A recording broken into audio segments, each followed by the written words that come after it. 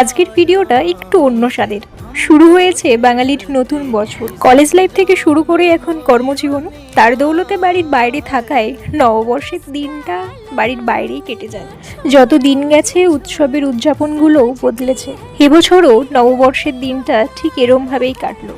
সকালে উঠে তাড়াহুড়ো করে রেডি হয়ে বেরিয়ে পড়লাম ডিউটির উদ্দেশ্যে। আর্লি মর্নিং এর এই শান্ত পরিবেশটা সারাদিনটা ভালো করার জন্য যথেষ্ট ছিল। সকালের কিছু কাজ কমপ্লিট করে আমরা বসে পড়ি ব্রেকফাস্ট নিয়ে। সকালে তাড়াহুড়োতে বেরোনোর জন্য প্রায় দিনই মোটামুটি ব্রেকফাস্ট স্কিপ হয়ে যায়, কিন্তু নববর্ষের রেজলিউশন ছিল আমার ব্রেকফাস্ট স্কিপ হবে না। আর তাই বছরের প্রথম দিনটা অন্তত সেটা মেনে চলি, কারণ বাকি দিনগুলো তো ইতিহাস হয়ে যাবে।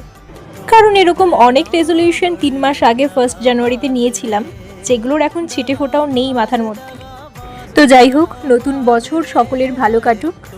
আর 1 জানুয়ারিতে নেওয়া যে রেজলিউশন বা ইচ্ছেগুলো পূরণ হয়নি, নববর্ষে তা পূর্ণতা পাক।